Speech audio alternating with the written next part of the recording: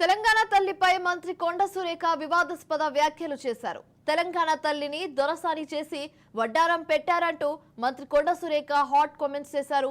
తెలంగాణ తల్లిని కేటీఆర్ దొరసాని లెక్క చూశారన్నారు. కవిత లెక్క వడ్డారం దొరసానిలాగా పెట్టారని సంచలన వ్యాఖ్యలు చేశారు.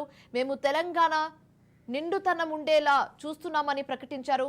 మంత్రి కొండ సురేఖ మరోసారి కేటీఆర్ ను ఉద్దేశించి వివాదాస్పద వ్యాఖ్యలు చేశారు. ఫామ్ హౌస్ లో పడుకుని కేటీఆర్ పనికి మాలిన మాటలు మాట్లాడుతున్నాడని ఆగ్రహం వ్యక్తం చేశారు. బీఆర్ఎస్ ను తెలంగాణ ప్రజలు వద్దు అనుకున్నారు కాబట్టే కాంగ్రెస్ ను గెలిపించారని తెలిపారు. రేవంత్ రెడ్డి అధికారంలోకి వచ్చాక రాష్ట్రంలో ఎంతో మార్పు జరిగిందని చెప్పారు. కేటీఆర్ మాట్లాడే భాష వాళ్ళ నాయన కూడా ఎప్పుడు మాట్లాడలేదని ఫైర్ అయ్యారు. అలాగే తెలంగాణ వస్తుంది అని తెలిసాకే అమెరికా నుంచి నువ్వు నీ చెల్లి తట్టాబుట్టా సదురుకొని వచ్చారంటూ సంచలన వ్యాఖ్యలు చేశారు కొండ సురేఖ.